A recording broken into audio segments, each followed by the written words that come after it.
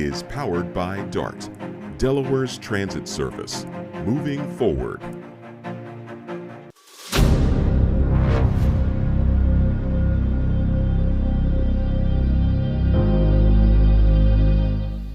And welcome in live to the DETV Wilmington studios.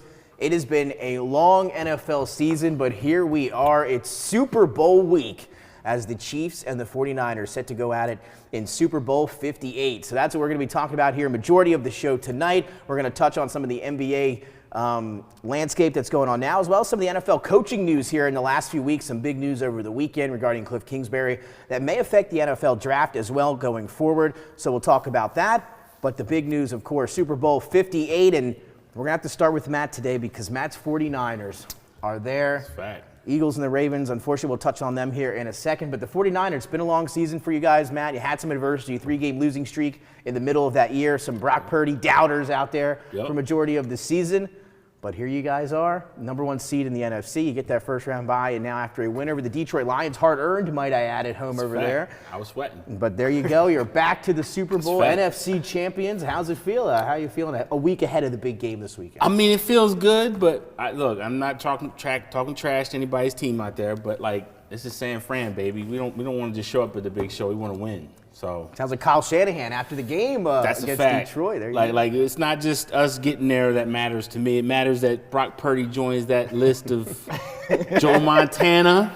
You know what I mean? Steve Young. It's true. It's quite the list there. I don't know where Steve Young is at with my starting lineup, but Montana is here. He was here last time, so he's my good luck charm. Y.A. Tittle? Yeah, that's going back. But some Jeff Garcia. Jeff Garcia. No, Jeff Garcia didn't win. He's talking about Super Bowl. Yeah, Super Bowl winners. Yeah. But yeah, I'm excited, man. I mean, Colin Kaepernick joined that list too. Yeah, true. That's right. Yeah. He did play. He didn't win it for us though. Yeah, it's dark times there. But as far as look, we got to pay back because we played them before. We lost. Controversial goal line, and then Jimmy G collapsed. We don't have Jimmy G this time. Although some people may say he's Jimmy G. Oh, he's not. But I think Brock Purdy is not Jimmy G at all. I think he's a lot better than Jimmy G. But no, seriously, I'm very excited. I can't wait to get down there and beat these guys. I want to win and get that dub. And look, Pat Mahomes, you my man. That's right. You go up against your boy Pat Mahomes. Yeah, but you gotta take this L this time, bro. You gotta take this L. Hold that. Oh man, it's gonna be a fun week. Gonna be a fun show tonight. Again, Niners and the Chiefs coming up. Jason McCall, welcome back in. How we feeling? It was a tough it was tough for me a few weeks ago, tough for Dennis the week following, and now tough for you here the previous week. The Ravens, though, a phenomenal season overall. I know it didn't end the way maybe you might have wanted, but just your thoughts overall on the year. Todd Monken coming in, first year as the OC. I know you have been adamant about Greg Roman getting out of there. He was out of there. You get Todd Monken in. Harbaugh, the great year, Coach of the Year finalist. Lamar, MVP most likely. Just your thoughts on how they finished the season, the thoughts in general, and maybe going forward, does that change your thoughts on what they need to do maybe for next year after what you saw out of them in the AFC title game? I mean, let's state the obvious. The finish was piss poor. No way to get around it. Very piss poor finish by the Ravens. I give credit to Monken for what he did with the offense this year, but he waited until the AFC Championship game to call his absolute worst game of the season. You can't out Mahomes. And I think they got into that trying to prove something they didn't have to prove. You had the 4th-ranked rushing offense going against 28th-ranked rushing defense. Play to your strengths.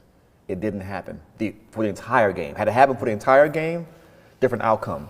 Defense showed up. They scored Chiefs scored 17 points in the first half. Nothing in the second. Yeah. It was the offense that held up, that didn't hold it there into the bargain.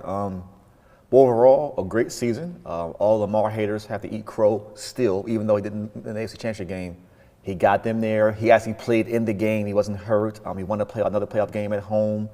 So the haters still have to be quiet because he still made strides. But I would say for Lamar, to answer your question going into next year, you prove you can throw in the pocket. You prove you can slide up and move the ball with your eyes and your hands and just not your feet anymore. Now you got to be Lamar again, because you were scarier when you were true Lamar on the football field. You still have the threat to throw the ball because you are a quarterback, but he needs more 2019 in the system going forward. I think with the Ravens running back situation, all of our running backs are free agents. So you have to address that. Maybe in the draft coming up. Draft and free agency. I think you re-sign Gus Edwards, but depends on how much money he's going to want because he can get a deal anywhere at this point now. You have to address the wide receiver room. All the wide receivers outside of Zay essentially are free agents. So you have to address that. Mike Evans, T. Higgins, just saying. And the defense is going to be fine. Zach Orr was elevated to DC. You guys know who Zach Orr was or is as a football player. His career was unfortunately cut short after 3 years due to a weird injury, but he's been on the coaching staff ever since 2017. So he's a homegrown talent, will now take over the defense. So it's going to be good. It's going to be great times. I do think I'm going to say something a bit controversial. We said it for the last couple of years, but I think I mean it this time. Harbaugh's going to have to prove something as a coach next year with this team. It's because we saw some of the similar breakdowns schematically during clutch moments in games.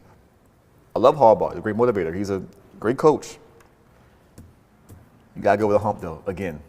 Because the squad you had in 2012 was essentially like just holdovers, but at the same time, it was like you had the guys, you had the GOATs in the locker room. You had the Ed Reeds, you had the Ray Lewises, you had the Suggs, you had the Nadas. This new team now with similar talent, but they're not those guys yet. The only two people who are that guy will be Roquan and a young Kyle Hamilton right now. Mm-hmm. Some bad boys there on defense. Yeah, they're the truth, but like I say, overall, I don't want to talk too much about the Ravens because we got to get this Super Bowl coverage. But great season. You can't be mad if you're a Ravens fan. To go from 8 and 9, not missing the playoffs completely, to AFC Championship game, I'll take it. Lamar had a healthy year, and he proved he's worth the money. I don't want to say that. He proved he's worth the money. So everybody, he worth the contract. He did that this year. So there's that. And again, just to go back to your point on Lamar Jackson, wouldn't hurt also as much if Patrick Mahomes goes out and wins this game again on Sunday. He's won every step of the way, so the loss maybe doesn't hurt as much. His legacy, if it's Mahomes that again beat him there in the AFC Championship, we'll see how that unfolds going forward. And you talked about the game plan from Todd Monken there, calling the worst game when it mattered the most. Well, I'll give you, one thing. We talked about the run defense for Kansas City, 28th in the league. If there's one thing that Kyle Shanahan's going to do that I can guarantee you they're going to run the ball. Sunday, they're going to run the football. But while we're on the topic, we're going to stick with the Ravens. I think Dennis has a question for us regarding your Baltimore Ravens after a tough AFC Championship game, a number 1 seed this year in the AFC, though, so we'll see what they do lose. Of course, their defensive coordinator lost everybody. We lost about 5 everybody. coaches. We saw how that affected the Eagles this upcoming season. We'll see if we're not you guys. Don't worry about that. book this clip. You can book it. You guys. We'll see what happens next year. It, clip it. That defense is going to be a complete new, or not complete new scheme, but it's going to be different. It's going to be different. We'll see, how it goes and if what we're going to rock here for Dennis's as Coach Orr said today. Oh my goodness! That would be a hell to the gnaw. We're waiting for Dennis. No. He said he had some good ones for us today. He is not the new Dak Prescott. Oh, no, man. He is not. Matt, let me ask you this then. Yeah. Who would you rather have in one game, AFC or just a championship conference game? Who are you taking, Dak Prescott or Lamar Jackson as your I'm taking Lamar. I take Lamar because Dak came into a championship game. I'm going to say I'd take Lamar Jackson too. I do want to introduce a little chaos in this discussion. We love chaos here. Who do you think had a worse weekend as a QB? Lamar or Jared Goff? And the reason why I'm introducing this is because I saw Lamar Jackson get a ton of criticism. And to me, it's always funny when people give certain criticisms to certain guys. And not the others? And not the others. Mm-hmm. So let me just say this. Jared Goff went into the halftime, 24-7 lead. He's not going against Mahomes. Dan Campbell I love you, bro. Brandon Staley 2.0. That's who that is. I'm not blaming everything on Jared Goff, but I am going to say it's 50-50. And the reason why I'm going to say it's 50-50 is because these guys are getting paid $40, $50 million a year. Jared Goff's going to get probably $40 million. Yeah, I think he will be. Right? Yeah. You would imagine. So you're getting all this money, and you're telling me that Lamar should be getting 100% of the discredit, but Jared Goff's over here sitting pretty. How? How is this? Not at all. It makes no sense. He gets smoke from me. Yes, he gets smoked from me. Because I'm going to tell you this right now. If Lamar had a 24/7 lead, I'd be right here saying the same thing. Yeah, no if doubt. Brock Purdy had a 24/7 lead, I'd be right here saying the same thing. When it's a 24/7 lead, and I'm not saying Dan Campbell certainly did not help them with it. He helped us. I appreciate you, Dan. But real talk, it's just funny to me how the media nationally and locally looks at Lamar and says, oh, he's the reason why he had a crap game, but then say, like, we're just quiet about Jared Goff? Like, how? And maybe I'm out of turn saying this, but or at least to me, I think Lamar Jackson maybe a whole level above Jared Goff. And again, the criticism, that's no excuse for, lobbying the criticism a certain way. And again, I agree with you there. I do think Jared Goff definitely deserves some criticism, at least to the point of Lamar Jackson. And at least in my opinion, and Jason, I think you feel the same way. I mean, I'd much rather have, in any situation of any factor, Lamar Jackson. But think what we're saying, though. Lamar didn't score a touchdown. So they lost 10-17. It was just 7 points. My man was up. Yeah. 24/7. On the road. And to your point, too, Matt, again, is the reason that they were up, too, wasn't a lot of Jared Goff. They dominated the run game in that first half. Yeah. Correct, yeah. And to me, it baffles me. How does Lamar get this smoke, and then Jared Goff's over here going to get paid just similar to Lamar? Look, that's how the market works, right? And didn't Goff choke in the Super Bowl, too? Yeah. I mean, that was one of the worst Super Bowls I've ever seen. Worst Super Bowl we ever seen on TV. They have 3 points. Yeah, what was the final? 13-3. But everybody want to make him the darling. I just don't get why he's got all this. Everybody wants to say, "Oh, he did great. Look at him." And while we're here, crazy. Matt, while we're here, Dan Campbell, you gotta be the dumbest. I love you, Dan. Like you gotta be the absolute dumbest. I mean, he had the group chat popping that day. You we couldn't believe what was going on during that game. I mean, my goodness. In Baltimore, we say you. We love you, Dan. You big dummy. There's no way you don't take the points on both of those drives. Both of those drives. And then there's no way. And then they show him on camera, and he's kind of like just leaning over. He There's even no looks way. uncertain. There was uncertainty on his face when he's doing it. And then you say in the locker room during a post-game press conference that this might have been our only shot. Yeah, and you blew it, dummy. Like what are we doing here? And then he said he didn't regret going for it. So he said it might be an early shot, but I still don't regret doing what I did. Riverboat Ron, baby, 2.0, baby. And let's just say this too.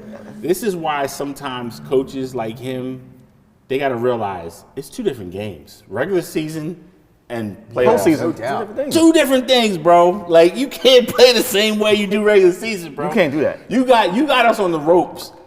Knock us out. Don't sit there and let us get into the game, bro. Like, what are you doing? Especially against your number 1 seed, you're on the road. Right. It was an interesting situation for sure. Gibbs, love you too, bro. I went to sleep. They were up. I woke up. Yeah, Jason going to sleep in that game. Yeah. See, that's the way it was going. I woke up. What the hell? And again, 34-31, not only did they not lose by 3, that was a backdoor cover by Detroit at the end of that game. They got beat by double digits. I mean, they were up by that much and then proceeded to get beat by double digits in the second half. So a bizarre ending there. The Niners take care of business, though, over Detroit. Dumb. But we'll see going forward. While we're on Detroit, though, we have to touch on Ben Johnson. A lot of rumors going around that he was supposed to be with the Commanders, and then some reports coming out that he wanted too much power, wanted too much money, etc. He decides to stay with Detroit. So it was supposed to be a head coach 2 years ago, number 1 candidate for a lot of places, decided to come back. This year, even more noise surrounding his head coaching candidacy. This year, a number 1 for many teams, decides again to stay in Detroit.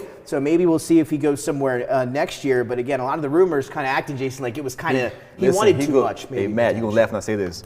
Ben Johnson going to turn himself into the white Eric Bieniemy if he don't keep playing it close. He might not get no job. You go back to Detroit and Goff has an off year, and they're going to blame you for it. And again, they were good 2 years ago, made a lot better this year. But we'll see. It's hard to do that, maintain that level of consistency. Goff is not that consistent. No. We saw it in L.A. He's good 1 year, cold the next. Next year's going to be a cold year. It's going to be cold. And again, you look at that NFC. And I love the Lions. Now, what they put together, I love it, but it's Jared Goff. you got to set the table for a guy like Jared Goff. You got to give him an O-line. You have to give Which him he has good all that. wideouts. He has good running backs, wideouts. He has it all right now in Detroit. But it's still Jared Goff, man. Yeah, but that's what I'm saying. For Jared Goff to succeed, you have to set the table. Like, people seem to forget. Yeah, in L.A. Had They did the deal. They traded. They got Matt Stafford. It was a brilliant deal. It worked out for both teams. I haven't seen trades like this work out for both teams. But the reason why they got Matt Stafford is Matt Stafford can work with less better than Jared Goff, yeah. When Todd Gurley went down and started to decline, Jared Goff started to decline. And look, I give the Lions credit. They have a top 10 O-line. They have, I think, arguably top 2. Jamison Williams is going to be special. He's going to be silly next year. He's going to be nasty. He might be better than St. Brown. When it's all said and done, yeah. What's the thing? I mean, we He's sat amazing. here on the desk a couple years ago talking about the wide receiver class. We a lot had him as our 1A to 1B in that draft class in terms of receivers. You know, Drake London, Jamison Williams, a lot of those guys. Amon-Ra and James Williams will be Herman Moore and Brett Perriman 2.0 in Detroit. And Detroit fans, you know that was your greatest years of like wide receivers with Herman Moore and Perriman. That's going to be. And Laporta's good. Laporta is he may be the best tight end in football next year. Laporta is a dog. Like I think he's the new it guy at tight I end. agree with you. I think he's that good. For sure. Yeah, just to get. So, I mean, just to look at the NFC North, just to close out, put a bow on here for the Lions. NFC North's getting better. Right? We saw what the Packers put together at the end of that year. Jordan Love looked like he's going to be the real deal now going forward. Are they getting better? We in took Green Bay. the Vikings in the division. That's what I'm saying. Vikings are there now. We'll see, but we'll see what happens to Kirk Cousins. They're most likely going to need another quarterback. Captain Mid. Well, he's going to be out of there Going most to likely Atlanta, in baby. Minnesota. We'll see what happens to the Bears. They've got the number 1 pick, potentially Captain taking Mid's Caleb going to Williams. Atlanta. I think he'd be great He's in gonna Atlanta. Be great in Atlanta. I think he would be. Switching divisions. Switching divisions for a second. Just Still for a staying in the second, North. AFC North. Ooh. If you are Cleveland, what do you do at quarterback? The money says you got to stick with Deshaun. You got to stick with Deshaun. There's definitely some buyer's remorse there, dog. Yeah, I agree. I mean, the biggest contract. Well, in Flacco coming there basically for a bag of chips in Minnesota, and I agree. And now the question is, though, do you bring him back as the backup? Because then that applies pressure to Watson. I don't know if that's good from the mental part of it if you're Cleveland. I do it personally. I agree, but I don't know if they're going to do it. The hell with his mental. I agree. I'm with you. But Will Cleveland, that's the way coaches and organizations like trash, bro. You got to protect yourself. I'm saying, if you bring back Flacco after what he did this year, then you go out next year and Deshaun looks okay to mediocre to bad the first 3 games, you know Cleveland, that fan base is going to want Flacco in immediately. Does that create a little bit of a rift there, especially when you're paying Deshaun Watson more money than anybody in the league? But Flacco is Goff Senior. You also get one good year, one bad year with Joe Flacco too. And I'm a Ravens fan. I can say that with full confidence. I know what you're going to get. You're going to get good games, but you're going to get some interceptions across the middle of the field. Like, why did you even think that was possible to throw? That's a fact. And I'm also interested in what the Bills do because they're going to cut Stephen Diggs. Well, things are getting interesting. He's in trade talks again now. And again, I've always been one to stick up for the Bills and Josh Allen, et cetera, in this scenario. Can you though anymore? With Diggs after the way he played? Can you stick up for the Bills period after what Diggs had a good year though. No, he didn't. No, I'm talking about. Did? No, we gotta look up the stats. He haven't had 100 yards in the last. He didn't score since like week 10. Yeah, he's had a bad. Yeah, he didn't score like year. 8 weeks of football. He didn't score. Like, and again, and then dropping that deep ball that could have won him the game against Kansas City. It's been a rough year for Diggs. Again, in a perfect world, I hope he stays. I hope they figure it out. I mean, I don't know why he would want to go anywhere else. Can we talk about Dak Prescott and Lamar Jackson? Where's the smoke for Josh Allen? It's been there. We've given him smoke here for sure. I need more media smoke for Josh Allen. Oh, I think he gets it. I mean, honest, but Dak Prescott just because he's the Cowboys. I need more media smoke for Josh Allen because he ain't done nothing. I mean, he had 1,100 yards and 8 touchdowns. Yeah, Stephon Diggs. That's for him. 107 catches. But for him, that's mediocre. Normally, he's like 1,500 yards. Double-digit and double-digit touchdowns. Yeah. And again, I'm holding to his standard. Yeah, I hear you. I'll take him though. Exactly, me in a heartbeat. I just hope that he stay. For me, the grass isn't always greener. Like if you're him, where would you go and expect to have a better year? Well, he's ruined 2 locker rooms. I don't know how many places he can go. Yeah, that's true too. Yeah. So we'll see how that works out there a little bit later. But that's going to round up our talk a little bit. That little NFC North talk for us here. We're wrapping up with some of that going forward. So now let's take us into the big game. Let's kind of zero in on Super Bowl 58, the Kansas City Chiefs and the San Francisco 49ers. Of course, a rematch of the game we talked about in Super Bowl 54, 31-20. Kansas City coming back, I believe, down by 10 in that game, man. Yep. Were they down by 10? Yeah, right? Came back and won that game 31-20. San Francisco, guys, a 2-point favorite. The line opened at 2.5, was bet all the way down to 1, and now is right back up at 2. So San Fran taking a little bit of money here in the last couple days. Kansas City, we talked about it over Baltimore in the AFC title game, 17-10. San Fran over Detroit, 34-31. Patrick Mahomes now the most playoff wins by a quarterback before age 30. He's already got 14. Oh, excuse me. Pat Mahomes,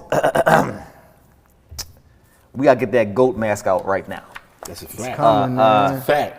Bring that GOAT mask top 3 out right top now. 3. He's top 3 already. It's fact. Right now. His own daddy said it. And I love his dad.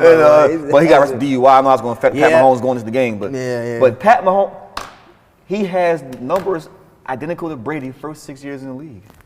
And the thing over Brady he had 2 MVPs, and Brady had 0 at that same time. And through the first, I believe, however, 6 or 7 seasons, he's got more, way more touchdown passes than Brady. Put that GOAT mask on Pat Mahomes. And I love that right you're saying now. this, because again, I'm going to want Dennis to clip this before we announce your pick a little bit later on. Remember this conversation? We don't want to give it away. We're not giving it away yet. I'm just saying, remember that you were talking to the camera about the GOAT before you make your pick here in just a little bit. Mahomes, 67% passing completion percentage this year, guys, and not his best year statistically. We talked about it. They've been doing it and getting wins in different ways. That defense won the games this year. Fantastic this year. What'd you say? Defense won the games. Yeah, you're right about that. And then he had Taylor Swift helping them at the end. You know?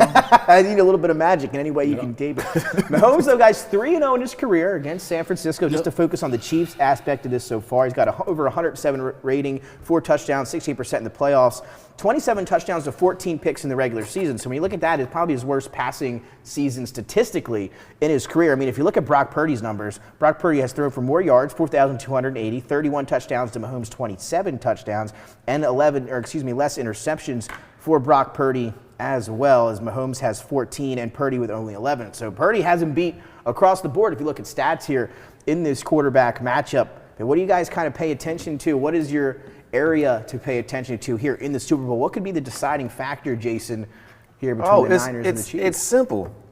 Defenses, that's a wash. That's even to me. The running game.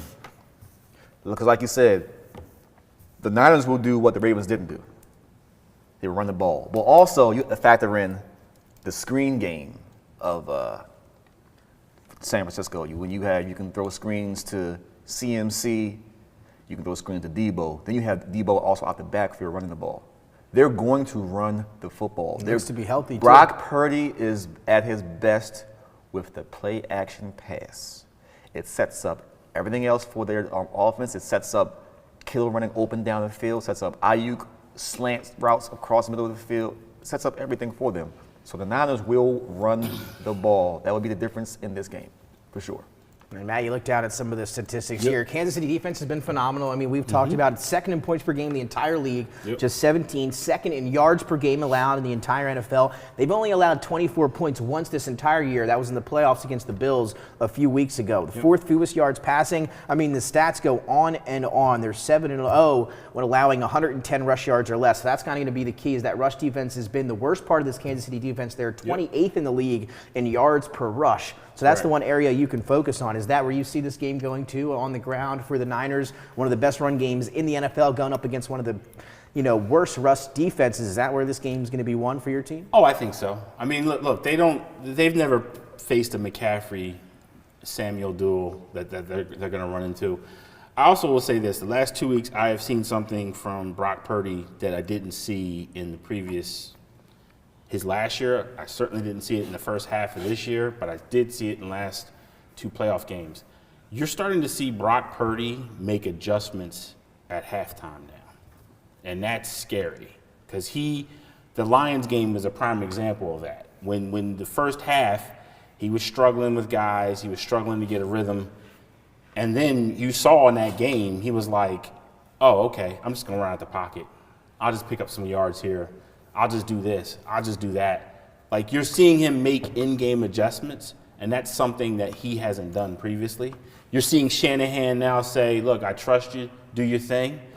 I think that's the difference. I mean, I think these teams match up really well, and it's going to sound kind of crazy to say this, but the difference is that I think the Niners have more offensive weapons, and I think Brock Purdy has people always say, what's the difference between Brock Purdy and Jimmy G? You know, game manager, this, that, and the third. You know, here's the thing. He may be a game manager at this point. I'm okay with Cam Newton making that statement. What Cam Newton has to understand and what the rest of the nation has to understand is this kid he's very cerebral. Once he understands how you're attacking him, you better make that adjustment on the second half. You can't just say, oh, we've had success the first half, we're good. Do it again, keep doing it. We'll keep doing it. He's going to start making adjustments now. And the other thing, too, is, and I'm not just saying this just because of my team, I'm also saying this just because it's just a view. Jennings makes really good catches as a third wide out. Some clutch plays. Makes clutch plays. Trent Williams, when they line him up and McCaffrey's running on that side, you can forget about it. He's going to get 5 yards. It just doesn't matter. It doesn't matter who you bring over there. And I'm really hoping that they win for Trent Williams, honestly. That's really the guy that I want to get a ring. To me, it just caps a spectacular career. I don't think he'll play after this season. I think if he wins this one, I think he's going to go out into the sunset, and I can't blame him. I mean, it's just I love Whitworth, huh? Just yeah, like that. I really hope so. I mean, look, he's been phenomenal for us. I think we're going to have a hard time replacing him, of course. But, I just think that's the biggest difference between this team and the team that they played in the Super Bowl with Jimmy G. I just think it's a different quarterback, different system, different guys. And more importantly, I just think these guys have a lot of faith in Brock Purdy. And when you have that kind of faith, hey, guys say, look, we're down, but we're not out. So I just think that's the difference between this team and Brock Montana, baby. We can be having that conversation next week. The big X factor for me, Jason, we talked about the battle in the trenches. It's going to be that first team All-Pro defensive tackle, Chris Jones, 10.5 sacks for Kansas City this year to lead the team. He's been phenomenal since coming off of that, little holdout he had at the beginning of the season. Phenomenal in the last couple of games. Really, owns that middle of the football field up front. Chiefs blitz at the 5th highest rate in the NFL. But if they decide to do that this week, Brock Purdy, #1 quarterback against the blitz. He has almost a perfect quarterback rating, 15 touchdowns to 2 interceptions. So to me, we'll see what Spagnuolo decides to do defensively. To me, not all comes down, but I think a big part of this is going to be Chris Jones. Can he pressure up the middle? Can he get pressure on Brock Purdy? But can he control the run game from the line of scrimmage with McCaffrey and that offensive line for San Fran? Again, that's going to be the one guy in the game that I'm really focused on is going to be Chris Jones up front against this run game. Yeah, but he lost a running mate against the Ravens towards ACL. Yes, he did. So that's going to be a big loss for the Chiefs. That's defense. why it's more's on him. Snead can't cover everybody on San Fran. Snead is a shutdown corner. They've been really good on the back end all year. But he can't cover 3 people by himself. So we got his boy first team All-Pro, Trent McDuffie there in the slot. They got both of those guys. But McDuffie can, if you put a double move on McDuffie, he gets burnt. Teams don't do it often enough, but he off the line, he's not that quick. Like when you're playing somebody on, like when he's a wide receiver off the line, if you bump him, if you get them off the line, throw your hand up. Yep. Snead's more that player where he can cover anybody, he can run with you, but he'll hit you too. And he made a spectacular play on Zay Flowers at the goal line last week. Mm-hmm. Shout out to Snead, my friend's cousin, so she's going to the Super Bowl and talking trash already. So shout out to you. Know you are. They're gonna need him. He had a couple of big plays in that game. But yeah, but again, you talk about the defense of the Chiefs. I mean, you got Fred Warner and them boys back there at San Fran. Greenlaw. You got Greenlaw. You got Bosa. You got another Redskin. You got Chase Young up there with I'm sorry, Commander. I don't want to get FCC fined over here. That's right. Oh, man. You got Chase Young out there, so I think this might be the game where you see a surprise player step up. I think you might be hearing Chase Young's name during this game. Well, that would be the first time in a while for Chase Young. Hasn't had a full sack in the last 8 games for Chase Young. We'll see if we can change that a little bit. Nick Bosa, though, he's been taking care of business. 2 sacks in that NFC Championship game. Nothing seems to slow him down. We talked about the Kansas City defense. They've held 7 of their last 8 opponents under 21 points. San Fran almost averages 29 points a game, so something's got to give there. They had 3 takeaways against Baltimore. The Chiefs defense held them to 4 for 17 on 3rd down, so 3rd down is going to be a big part of this game as well. We'll see how it goes. KC's defense is 2nd in sacks. The Niners 3rd in takeaways. They've got 22 interceptions So again, going to be a fun one there for both of these defenses. And guys, now to look at an offensive player here. Who do you think is the most important X factor or offensive player for either team here in this game? Matt, I'll start with you. I mean, to me, it's McCaffrey followed by Samuel. I think that they run hand in hand. I mean, I think the most dangerous thing about McCaffrey to me, and look, I've seen a lot of running backs in this league. You give him an inch of daylight and he turns it into 4 or 5 yards. It's crazy. I've literally seen plays where I'm like, oh, that's a 1 yard, 2 yard gain. Somehow stretches it out to 5 or 6. Threat to catch out of the backfield constantly. And then I think Samuel, if he gets one of those short dump offs, if Bolton ain't around, if Bolton ain't around, it's a problem. They're gonna have problems tackling him. And then I just think, and I think the other X factor might be, and a lot of people aren't talking about him, and I don't know why. Maybe because he hasn't had a great postseason yet. But Kittle is the guy that can give them a lot of problems. I agree. Mm-hmm. Kittle is the 49ers equivalent to Kelsey. People act like Kittle wasn't in that conversation a few years ago. I think he led tight ends in receiving yards this year, right? Kittle is still he's been hurt last couple years, but Kittle still has that top level 1A tight end talent. He's had the big plays here in the last couple of games, right? He always, you want a third down conversion? Yeah. You go to Kittle. Yep. I've seen it with my own 2 eyes. Yep. I said, oh my God, why are they still letting him run free like this? But no, Kittle is definitely going to be a factor. But McCaffrey's the obvious choice. Right, sure. I will say this, and I mean this with all respect in the world.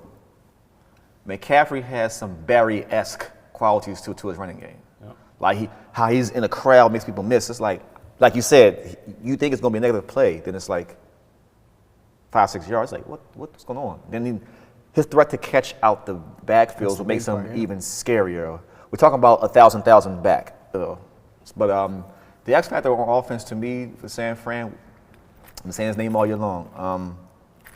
Pause. Brandon Ayuk to me is going to be the X factor for this game. Cause I think he's the most complete receiver. Oh yeah. On the 49ers, and he can do everything, and they'll move him around the field whoever they need. And I don't think Kansas City has a second or third corner that can run with him effectively the entire game. Yeah. So I think Ayuk is the X factor on offense if it's not CMC. Yeah, for the game, for me, guys, I'm going to go with Mr. Irrelevant. I'm going to go with Brock Purdy. I think he's been, in some of the games, he's been outplayed in terms of the last 8 quarters. I mean, Goff outplayed him in the first half. Jordan Love outplayed him through about 3 quarters. But when they needed to play down the stretch, he went on long drives, able to capitalize, make big plays when they needed, and he was able to win those games. You look at some of these stats for Brock Purdy. Well, one, we all know he's the lowest quarterback ever drafted to start in the Super Bowl. He's only one of 3 Mr. Irrelevants to ever play in a Super Bowl, nonetheless started one. And this year, he's been first in yards per attempt, first in yards per completion, first in quarterback rating. I mean, he leads all the statistical categories, and now it's going to be his time to show it off here. He's going to have 4 quarters. Again, if he plays a good football game for the 49ers, doesn't turn the ball, and again, you don't want to say game manager doesn't turn the ball over, but he's able to make big plays as well as not turning the ball over. I mean, I think the Niners are going to win this game. I think a lot falls on the shoulders of Brock Purdy. And again, I don't know whether he's going to do it or not. But again, he had great stats all year long. And I think he's going to have, a big role in what to do whether San Francisco wins or loses this Super Bowl on Sunday. Yeah. No, I fully agree with that. On the Kansas City side, who is it? I'm going to say it, and it may seem weird to people, but I think Rice is the guy that can do it. You took the words out of my mouth. Rice is the X factor for me, too. I don't think Pacheco's as much of it, because Pacheco don't got that. A lot of talk this week. Pacheco ain't got that wiggle. And I hate to say it, because it make it sound like I'm saying he's not a good running back. He's a great running back. No, but he's a 7th-round pick for a reason, right? He's tailor-made for the kind of defensive front line that we have. The guys that have less wiggle, we don't struggle with. The guys that have wiggle, we're problems. Like Gibbs, like Montgomery, those guys that can break in and out of their runs. Those are the guys that can make quick cuts. We struggle with those guys. But Pacheco's a pretty straight line runner. I think a lot of people are focusing on that, but I tell you, Rice is a game breaker. He can get those plays, and you get 80 yards, 60 yards, and he can just hurt you. And I think he's going to be. I think he's going to be their number one guy for years. I love Rashee Rice. I think he's going to be a number one for years to come for Kansas City. I think he's going to be the new go-to guy for Mahomes, going forward. I love him. I would love to take him in fantasy next year if you can get your hands on him. I might sprinkle something small on him to win the MVP. He's got big odds there. You never know. Yeah, we are. Historically, I will say, they've found it odd to give a quarterback the third MVP, Super Bowl MVP. We've seen with Brady, he didn't get that third one for a couple of games or whatever until he was able to be in the Super Bowl. Mahomes, we'll see if they decide to do that. They don't like to really give awards to guy 3 times in a row. So we'll see if Mahomes, again, if the Chiefs win, you would find it hard to believe that Mahomes wouldn't be the MVP. But we'll see. You could get some guys with some big odds going forward. But to Matt's point about Pacheco, that's kind of been where everybody's head has gone this week already. It's, the Kansas City Chiefs, they have to attack him on the ground. Everybody loves the Pacheco over 67.5 There's rushing no yards. way that's happening. That's been the big part of it, because when you look back at that game against Detroit, where did San Fran struggle? Well, it was against the run, right? 29 carries, 182 yards, 3 touchdowns, over 6 yards per carry for the Lions in that game. So the kind of everybody's thinking that's how they're going to attack Kansas, or that's how they're going to attack San Fran, Andy Reid. We'll see if that's actually the case or not, but we'll see how that goes, Jason, heading into that. Like you said, I like Rice as their X factor on offense. Of course, I've already said Snead on defense for them.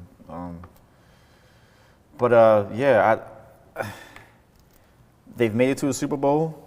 Congrats to the Chiefs, whatever. Still in my feelings, in my fifis. Tell us how you really feel. Well, I had it for a while, but That's a nice phone, guys. just looking at when we go to the betting side of this game here, I have some picks here I like to. Yeah, we're going to get to our best picks and everything. Coming up here in just a moment. A lot to get into. MVP picks. We're going to get into maybe some of our favorite bets here for the Super Bowl. Yeah. But just to kind of talk about, we talked about some of these big things already. Just want to relay some of the information. Again, the Niners offense 12-1 when CMC rushes for at least 75 yards or more. So 7-1, that's going to be a big point there. They have 10 30-point games this season due to the Niners offense. So they've been cruising, but Kansas City, they're 10-0 when scoring at least 21 points this year. They have 0 wins when scoring under 21 points this year, but they're playing a lot better these last couple of weeks in the playoffs. So we'll see which team decides to show up offensively and defensively here in this big game. We talked about it. Let's get to our MVPs. I guess we talked a little bit about it already. But who are you taking for Super Bowl MVP? Jason, you got the odds in front of you at all? Yes, actually I do. Let's take a look. Who you got for Super Bowl MVP? And again, I believe Mahomes the favorite it stands right now. Right now, MVP odds. I got him. You got Mahomes at plus 135. Brock Purdy plus 210, Christian McCaffrey plus 450, and then it just drops off after that. So you got the 2 quarterbacks out there in front. Is that what you're thinking, Jason? Where are you going if you had to sprinkle something small here? What do you like the best to be a Super Bowl MVP? If you want the bang for your buck, but I could bring you back some real money, if McCaffrey has 100 yards, he's Super Bowl MVP. So I'm gonna go with the plus 450. I'm gonna go on CMC. Yeah, I like MVP. those odds, Matt. Again, we talked about it. Those award guys, they don't like to give it to a quarterback 3 times. I'm not saying Mahomes won't win it, because if they do, there's a good chance he does. But I like that McCaffrey little sprinkle bet there. If they win 450, you got to like those odds. Where are you going with this one? Well, the Chiefs win. I think you got to give it to Mahomes. I think if the Niners win, I think it's between Purdy and McCaffrey. I am. It's reasonably, we could suggest maybe a defensive player, maybe a guy like. Let's see. Hold on. What we got on Chris Jones, right? Yeah, Chris Jones or Bosa. I like both of those. Yeah. So Chris Jones at plus 5,000. We'll see, those are some nice. Nick Bosa is at plus 6,600. So Nick Bosa has worse odds than Chris Jones. Yeah. Fred Warner plus 8,000. Yeah, that's when you're really. Dre Greenlaw plus really make Dre Greenlaw plus 10,000. When's the last time we had when was the last time we had a defense Super Bowl? Dexter Jackson. Oh, the Bucks. That's right. Shout out to Dennis behind the glass. There you go. So we'll see if that's the case. For me, just to go with it, I'm going to take, into when you're trying to bet some of these awards, right, you got to get into the minds of some of these voters and people, right? And a lot of these people aren't like you know, you and me or myself. You mean when they cynical? vote. You mean common sense? So Yeah. I think, you know, a lot of them have been feeding into maybe this Taylor Swift stuff, et cetera. Travis Kelce's been having a very public year. He's got great odds at plus 1,200. He's been fantastic in the playoffs. He catches a lot of balls. All he has to do is score one. If he scored two balls, if he scores 2 touchdowns though in the Super Bowl and has, you know what, he does 7 or 8 catches, I think he could be on the MVP with all of that public noise around him. Taylor Swift's going to be at the game. Give me the plus 1,400 on Travis Kelce. Stay right here. I need camera time. There you go. I knew it was coming. I'm going to give you more camera time in a couple minutes because I got another announcement I got to make to you guys, and I want to get your opinions on that as well. But go ahead, Jason. America. Taylor Swift did not invent the swag surf, Oh, God, no. and Travis Kelce did not damn sure invent the fade. Please stop asking for a Travis Kelce. It is a fade. And specifically, it's a drop fade. Yep. Mm-hmm. He didn't invent that discussion haircut. this week. New York Times, cut it out. Okay, I'm done. Thank you. Yeah. And then we have another announcement. Can't wait to get Matt's and Jason's reaction to something coming up here. So nothing crazy, but something that was announced as I drove over to the studio here tonight. So we talked about some of those things. We have picked our MVPs. We have picked our X Factors. And before we get Dennis's pick and X Factor, let's all up here at the desk give our scores, predictions, and who we got winning Super Bowl 58 coming up this Sunday, 6:30 p.m. on CBS. So we get Jim Nantz and Tony Romo, I believe, this weekend. Oh, God. For the Super Bowl. Yeah, we'll see how it goes. Not my favorite crew, but Romo's going to be milking Mahomes, no pause, all game long. So what do we got, guys? Score predictions, winners. Matt, you know, we're going to save your pick for the end because this is your team here. Jason, let's get your picks and predictions. Score between the Chiefs and the Niners. Chiefs 2-point underdogs to the Niners in Las Vegas. 47.5 over-under for Super Bowl 58. So, first off, the Niners get the six-pack. You know what I mean? They get number 6. Join the Steelers. Join the Steelers. And their score, 35-24. Like the over as well. There could be some scoring in the Super Bowl. Yeah. There you go. So Jason is rolling with the Niners. And what was that prediction again? 35-24. Oh, so double-digit victory. Niners can win and take care of business over there on the West Coast. I'm going to give Vite out. This one, I told you guys a couple weeks ago, after the way the Niners won that game, I said the Niners are going to go on to win the Super Bowl. I said after somehow they escaped that Packers game, I said that's just destiny, it's fate. I think they're going to go on. I think they're going to win the game. I'm going to take the Chiefs now to win the Super Bowl. I've taken them. I had them against the Ravens. There's just something to me that, again, Mahomes, another underdog for some reason. What's the score, in the Super Bowl? I'm going to go 27-24 Kansas City, getting the win on a Harrison Butker field goal down the stretch. Butker 7 for 7 on kicks in the postseason this year. Butker field goal? You think he's going to Terry? What is going on? Yeah, I'm going to Butker here to win the game here for the Chiefs. And now, without further ado, here we go. Matt Maurer's San Francisco 49ers have made their way to the Super Bowl over in Las Vegas. It's been a good year. We've talked about it now for over 20 weeks, Matt. Here we are. We got the Kansas City Chiefs. How are you feeling? Score prediction. Can your Niners take home the Lombardi Trophy this Sunday night? Well, because of that hate you just displayed. Not hate. Now, it's not that definitely was hate. I smelled the hate. I'm going to say the score. You know what the score is going to be? 42-19. Oh, my God. That's petty. I'm going to be going to bed at halftime, man. I'm going to watch Usher, and then I'm heading out. That's real petty. That's real petty. Yeah, that's what it's going to be. Man, if that's the case, I'll be in bed early, and that'll be a boring Super Bowl here coming from Las Vegas. And now we got to, before we pause, Dennis. We got to get Dennis's MVP prediction. I don't know if he wants to say it, if he wants to put it on the screen. Dennis, I want your MVP and your winner and score prediction at any moment that you feel is right here in the next few. So, Dennis, take your time. We're going to get Dennis's picks as well here in just a moment. We gave our MVPs, we gave our score prediction, 42-19. The hate is real. As Mahomes, and that's against your boy Patrick, too. Wait. Or it could be 33-19. There you go. I'll take it double the dub. Look, I got hold of that all year long. That's all I got. That's all I got left. That's all I got left. That's that hate. Still, it's the number 19 though. It's the bottom number still. It's 19. See? Yeah.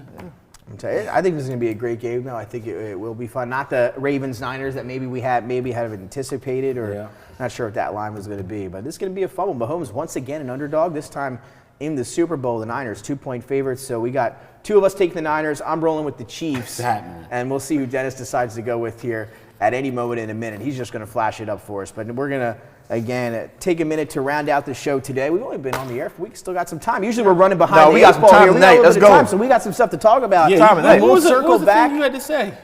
Oh, yeah, you know what, let's just say that. We'll stay on that right here quickly before we get to Dennis's picture. So I'm driving over here. We all know how we feel about games that are out of the country, right? 9:30 a.m. I just saw it. You just saw it. So it's been announced that the Eagles are going to host an out-of-country game next year. It's going to be in Brazil. Early in the morning, we'll see if it's on cable television or some streaming network. So not only do the Eagles lose a home game, they got to go now take their talents to Brazil. I mean, I know how I feel about games being played in Germany, London, and Brazil. I'm totally against it. I think it's absolutely ridiculous. I get how they're trying to spread the game globally, whatever. I don't quite get it, but it is whatever they want to do. How do you guys feel about this? Brazil? Wait, I know you too well. You go first, please. Please go first. I mean, what are the method you think they're sending the Eagles over there for? I don't know why. I would assume because they can sell tickets. Inept offense and inept defense. Hey, I'm just raising the question: why do we do these things? Why are we going to Brazil to play? Jason. Rio de Janeiro is similar to Miami. Yes, right. It might be 10 times better. The city of Rio. So you're saying take the under now. I don't care what the score is. The city of Rio de Janeiro is undefeated. They're going to be at the beaches too much while you're over there. They're going to be joining the nightlife. I wouldn't want that game. I don't care who you are. I would not want to go to Brazil for football. Not at all. There is no way possible. But also, while we've been on the air. This was just a news update. It wasn't even in the show notes. Also, I've been on the air. Dan Quinn officially fired Bieniemy today in his press conference. Really? Yeah. Wow. Did they announce an offensive coordinator yet? No, they just came up on Kingsbury. But they officially fired Bieniemy in Quinn's press conference. So again, just while we're on the topic, and actually let's just move on now right into, before we get to close out the NBA, let's just get right into the coaching situation now here, as we had a few updates over the weekend. So just to lay it out before we dive into each one individually, McDonald leaving Baltimore. He'll now be the head coach in Seattle. A lot of people love him in Seattle. He brought some of those guys, I believe, with him too. So they're going to be looking good coming in next year. Now we talk about the Commanders. They hired Dan Quinn from Dallas, defensive coordinator, head coach of the Falcons, and went to the Super Bowl, blew that big lead against the Patriots. I just want to stop here for a second. I'm not a fan of this one at all. I don't quite understand it. For Dan Quinn to get a job, especially in Washington, as an Eagles fan, I like that. That's fine. You can take Dan Quinn, have him run your team. That's fine. I'm not saying he's a terrible coach. Delaware guy. We like Dan Quinn here. He went to Tower Hill. Oh, how about that, right? Yeah. Wow. I like him now even more. But again, Delaware guy, we like Dan Quinn, but at least to me, I want to get your guys' opinion. Not the right move, at least for my opinion, Matt and Jason. For the Commanders, I know that maybe would have got an offensive guy. I know they wanted Ben Johnson. They kind of had to change some things around. I think it's a bad hire. Not saying he's a great defensive coordinator. That's not who I would have went with. How do you guys feel about Dan Quinn? I'm going to be devil's advait. I don't think it's that bad of a hire, actually. Interesting. Okay. I'm a little surprised that you would say that. Yeah, I know you are. But I was having this debate with my friends last week when it was announced. I don't really think it's that bad of a hire. I'm not saying it was the top choice or the correct choice, but I'm not necessarily mad at the hire. I think it's going to be a shift culture-wise and mindset-wise in the locker room. I think Dan Quinn operates with a bit more sense. A bit more players love him. He's a bit more relatable to current players now than Ron Rivera was. He's not going to gamble as much. Well, that's true. I mean, I get it, but I do see the differences that you're saying. But is there that big of a difference between those two guys? Yes, there really is. Okay. But until Washington does right by Eric Bieniemy or any black coach, they're still going to be in the same hole right now, man. I don't see them coming out of the hole anytime soon. And again, just to piggyback over that, man, I know how you feel. I think they've got the number 2 pick of the draft, right? They're going to be 3 quarterbacks that believe that, with what I'm doing now, are going to be taking the first 3 picks of this upcoming draft. That's the way it's looking. So they're going to get one of those guys. In my opinion, I would have went out and got a Bobby Sloak from Houston or an offensive guy that could, you're going to have a young quarterback. Offensive guy, a young rookie quarterback. You're going to have a quarterback that you're going to expect to be a franchise guy, a top 3 pick in the draft. Coming up, we'll see how that works out. What did you think about Washington going with Dan Quinn or any other coaching hires that you wanted to highlight? I know Harbaugh is now with the Chargers, etc. I like that, though. I like that. I like that a lot. I like Harbaugh. You know, I don't know why people think he's a great quarterback guy, but whatever. Let me just say this, man. Look, this is my problem with the NFL. It's my problem with the NBA. I don't know why they like to recycle guys so much. Yeah, I agree with like, that. Bro, I'm the same way. Yeah, fresh faces a chance. Yeah, like Doc dog. Rivers, man. We got Doc Rivers. We got Doc Rivers We'll touch back on in that the again, NBA. but yeah, we got him back in the Like, NBA. what for? Do we not know what this dude is? We're going to see D'Antoni again here soon, maybe. Don't do that, Is please, the way? please, dear God, please don't. I No. don't That's get, the way it's look, looking. That's the way it's going. I don't get it, man. Like, look, we know what Dan Quinn is.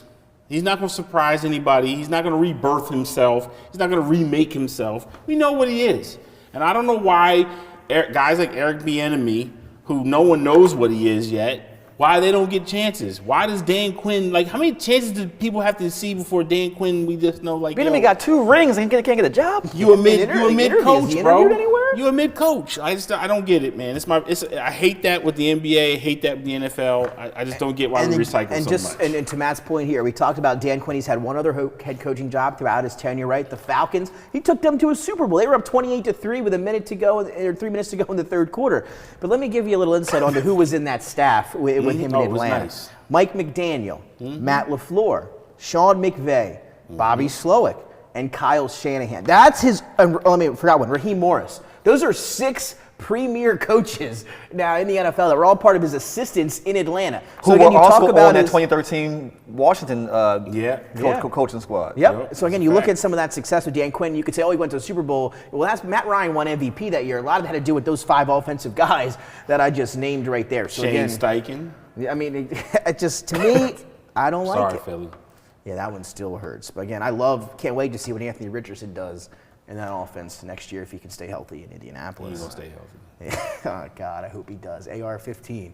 AR-15. Stay healthy for us. He's number 5 now. That's right. He changes number. Hey, He's number 5 now. He's 5 now, He's so not he can't say AR-15 that. no more? No, he wasn't in the NFL either. He turned number 5. He won number 5 last year. You were 5. He didn't like that. He didn't want that. like that. He didn't want yeah. that. He didn't want the AR. Yeah. Man, give me a break. But that's amazing marketing, though. AR-15. Yeah, I like that. Yeah, I don't know why why do people do this? Stop it. Stop it, bro. Just go with it. And again, here, just to Now you're talk number more 5. about this, so the Commanders, they go out and they get Dan Quinn. So the next thing for them to be is we need offense, right? Who's going to be our offensive coordinator? We talked about Bieniemy not going to be back. So they need to bring in somebody that's going to be not only a big name, but somebody that's going to be really get that offense got a going. big name. Well, they went out and they get Cliff Kingsbury, who no less than 48 hours ago had agreed to become the offensive coordinator for the Las Vegas Raiders. According to Adam Schefter this morning, it was the terms of the deal fell through. He wanted 3 years. The Raiders only wanted to give him 2. That led to him leaving. And then we see Caleb Williams, the generational quarterback that's supposed to get drafted number 1 this upcoming season, tweet out a congratulations to Cliff Kingsbury wearing his Washington Commanders gear. Kingsbury was the offensive coordinator for USC this past year with Caleb Williams. Those two are very close. I want to stop you right now. Well, let me finish. Jesus, Washington has the number 2 pick in the draft. A lot of rumors now. Kingsbury with the Commanders. They're going to try to make that jump to number 1 to get Caleb Williams to pair him with Kingsbury in Washington. What do you guys think of that idea, or Kingsbury in general? Jason, go. Kingsbury is trash. Caleb Williams. So eloquent. Caleb Williams will be trash. Oh, so let's stop right there. I am not on a Caleb Williams will be again generational prospect. They're saying generational to who? That's what they're saying. To who? He transferred schools for a reason. To who? Listen, I'm not playing devil's advocate. I'm just giving you what everybody else is saying. The national consensus. He's in a spread offense in USC. He gets to.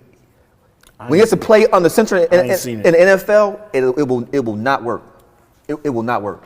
Caleb Williams is not that guy. I like Michael Penix better. I do too. Long term. Wow. I'm right now. I'm on the Jaden Daniels train. I think. love yeah. Love And him. again, I don't like to brag. I have a pretty good track record with quarterback drafts. He's my number 1 QB. I think he may be, as of right now, it's going to be, I know, still 3 months. Draft time really heating up the combine next weekend. I might be heading to Indianapolis for the NFL draft combine. So we'll see. On DETV then? No, not on DETV. We'll see. Ivan, make a phone call. Let's see it. But again, it's going to be, we're supposed to have 3 quarterbacks up atop that draft, right, with Caleb Williams, Drake May, and Jaden Daniels. Eagles. May ain't that. So, and that's the thing coming in. Drake May was the big name before the season last year. To Jaden Daniels has flown from an end of the first round, early second round, beginning of the year to now a top 3 pick. You know, a lot of those Randall. You better not take Drake May though. A lot of those in Randall your first Cunningham round. comparisons. So again, I love what I've seen out of him. But we have a lot of draft season still to go. So we'll get to that here. I in the really next like few Jaden months. Daniels a lot. I like. So, but again, the consensus here from you guys is not Caleb Williams No, at number 1. That's no. interesting. That's interesting. No. Because my problem with when I watch college QBs, the thing that look, no place in football can one position dominate as much as that QB position in college.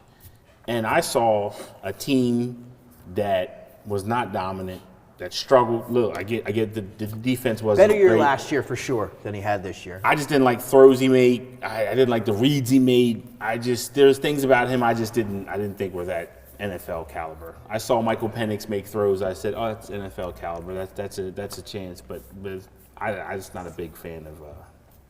And then let me ask you this, Jason. Now, we talked about maybe those guys up near the top of the board. So if you're Chicago, what do you do? Last year they had the number 1 pick. You draft Marvin Harrison number 1 at wide receiver. Okay.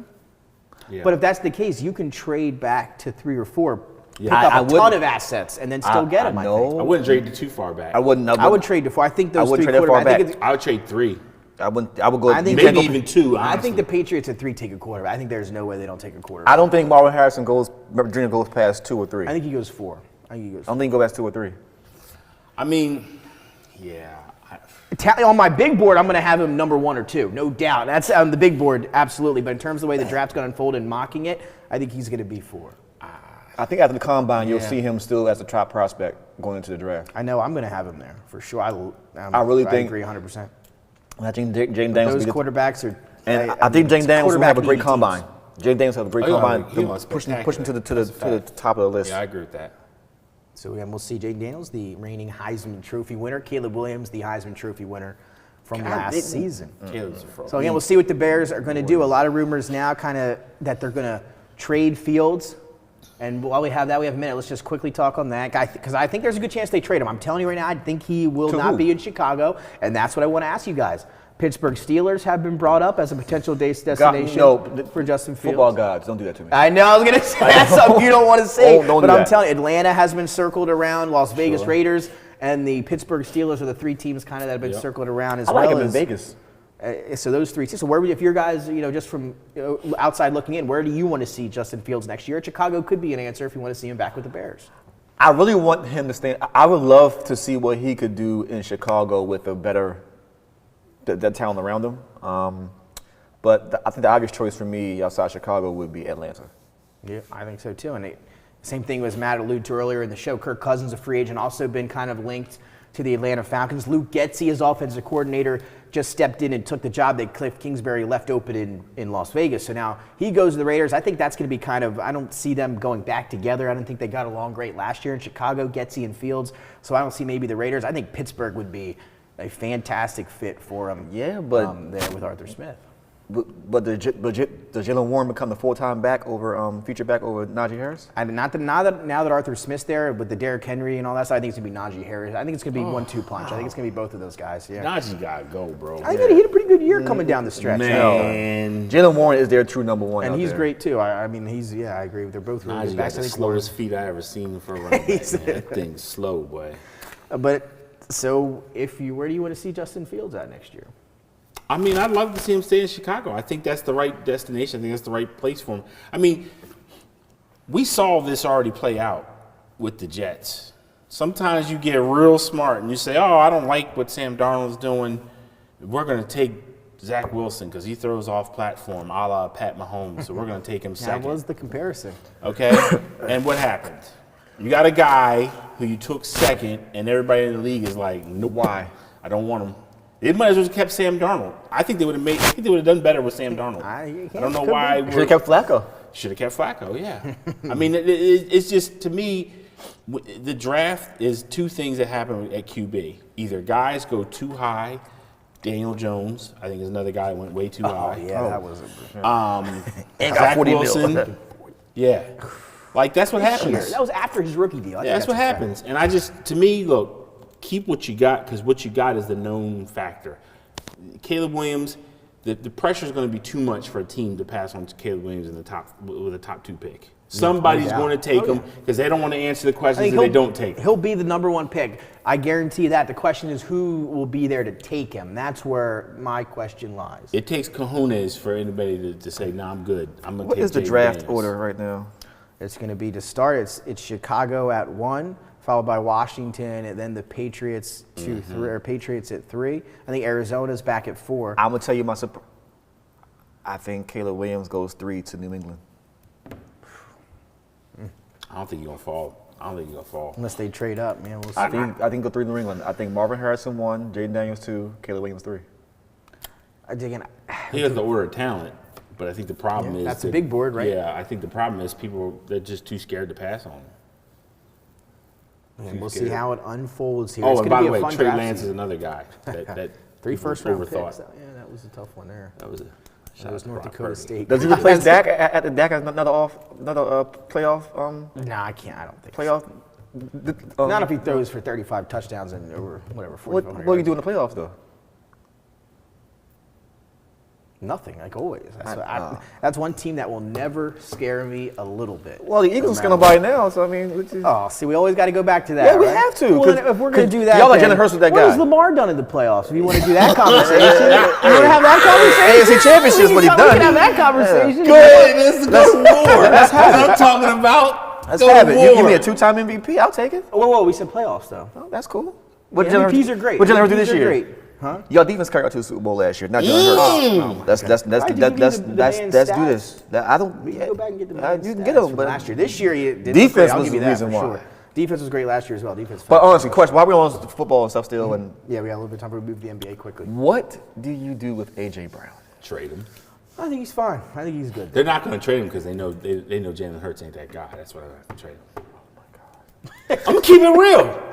All right, so we got a team right now. We got a team right now in the Super Bowl. Pat Mahomes, right? What they do? They traded Tyreek Hill. Got those draft picks. Went out and drafted the kid from Purdue. Went out and got, I think, what is it, McDuffie. They invested in the defense. Why wouldn't the Eagles do that? They got Devontae Smith. They got Dallas because your guy ain't that guy, and that's why they're scared to move him. My issue with them is they did invest in the defense, and I think that's what hurt them. When you take back No, to back, they didn't invest in the the defense. last 2 years in the first round, they drafted defensive tackles. No, hold Jordan on. Davis We're and talking about Jordan no, Carter. free agency. No. I'm with you on that. The problem is how he sucks. let's just be honest. How he sucks at drafting. What I'm saying is the problem. Sucks. He's not good. You know, I mean, he sucks. He sucks in drafting defense. I mean, look, he just does. I mean, Kobe Dean, what's going on with him? big year for him next year, absolutely. A big year. It better be. The way they talked about him in that press conference, let me just tell you something. He better be all pro because the way they hyped him up, like he was the missing piece of that defense. And that was after the draft because he was one of the guys that slipped in the draft, but then made big impact after they drafted Jordan him. Davis. That's the one that really Fat boy. sets me off. Okay? Doesn't know what we don't know what he's doing. All we know is he wants a burger and fries. That's all we know. That's all we know. Okay? First half, he playing like he lights out. Second half, the milkshakes catch up. I'm just saying, bro. Let's keep And that it was in the stacked. first half. They were, and again, Let's keep it a stack. there were rumors towards the end of the year that the weight became an issue. He couldn't get on the Josh field as much. Sweat. You guys That's have the one. killed him. Milk carton on Josh Sweat. Okay, you're losing Graham. Oh yeah. Probably gonna have, you need a roster spot for him. The linebackers, trash. Putrid. Trash. Maybe the worst in You've the got league. $30 million invested in Bradbury and Slay. Yeah. These are all Bad facts. money. I can't argue with That's you there. bad No money. doubt. Because when Absolutely. Howie screws up in the draft, he goes out in the free agency, and you can't win titles going out in the free agency. You can use free agency to add in when you're missing. You got to use the draft till you can budget in. That's why the Niners have Purdy where they're at. They can work off that rookie deal and surround him around all that talent. When you're sitting there and you're paying A.J. Brown all this money, you got Devontae Smith you're going to read up on. You got Jalen Hurts' contract is going to eventually take effect. Kick in next season. You got Lane. And look, they keep restructuring guys. That's great. But look, eventually it's going to catch up, and that's the problem I have. They're going to have to make a change. They're going to have to. I don't know. And I agree with you about the defensive part. I think the offense, the game now in the NFL is tailored towards offense. Penalties on defense. I mean, again, it's all towards the offense. I would draft offense in the first round almost every year if I could. When they took Jordan Davis, I thought maybe about Kyle Hamilton. He's first-team All-Pro now, so that might have worked out. But I wanted offense every year. I agree with you 100%. They went defensive tackle the last 2 years. I thought last year with Jalen Carter, potentially a number 1 guy on the big board, fell to number 5. I didn't hate it too much, but you can't, again, draft defensive tackles back-to-back seasons and then be bad against the rush and not sack the quarterback. It just doesn't play. But the biggest, you lose Hargrove. That was a big one. The biggest issue I have with him, Matt, and to your point about drafting and Howie, is the offense. They have been so bad at drafting offense. I will say that Jalen Hurts pick in the second round while they still had Wentz is by far his best pick in history. And that was a crazy one then at the time that a lot of Philly people didn't like. I loved it at the time. But they need to draft the worst wide receiver drafting team in maybe the NFL. No. Baltimore? No. Yo, Dennis, we need some wide receiver draft picks. No. Baltimore is still the worst. But I'm just finally hit on. When you look, and I did this. I was my God, we got the other day. Remember, we got Travis Taylor in the first round. Mark Clayton. Bateman in the first round. Rashad Bateman's jury's still out. He's still jury's still out. But let me say this again. I sat here and I went through the stats because I couldn't believe it the other day. I was going through the third wide receiver stats for every team and seeing what they did, how they performed with stats. Every single third receiver on almost every offense was clear in a way dominated for what the Eagles had out of their receiver. Quez Watkins had about 5 catches. You can talk about Goddard, he was out the rest of the year. His numbers aren't even good. Let me give you a Ravens wide receiver stat. Yeah, I bet you their third receiver had better numbers than the Eagles. I'm talking about the wide receivers that made the Pro Bowl from the Ravens were all free agent signings, never a draftee. A drafted wide receiver has never made the Pro Bowl in the Baltimore Ravens uniform. Yeah, that's true. They aren't. Sorry. They haven't been great receivers either. I'm just saying. We're talking about the Hurts draft pick. Who was the first pick? Was the Hurts? That year? It was Rager. Exactly, and there's my point. The worst drafting wide receiver draft GM in the history of the league. And I think we also have to be honest, Howie, too. But it's her bad. We also got to be honest, too. And that was it. Who'd he take him over, Matt? Who'd he take Jalen Justin Rager? Jefferson. Justin Jefferson, the best wide receiver in the league. There you go. So how he drafts linemen. I'm okay with the first 2 picks. Linemen, just not deep. Yeah, but he ain't hit well on them. Cam Jurgens is. Steen. We'll see how this You know what I'm saying? Landon Dickerson. Dickerson's been. I'll give you Dickerson. Dickerson's was the good one. But other than that, it has been a brutal stretch. And now here they go this year, and a lot of rumors they take defense. We'll see what they do this year. But I don't have high expectations, that's for sure. So we'll see. I mean, look at the Niners. They draft Debo. They draft Ayuk. They draft Kittle. I mean, it's just draft Purdy.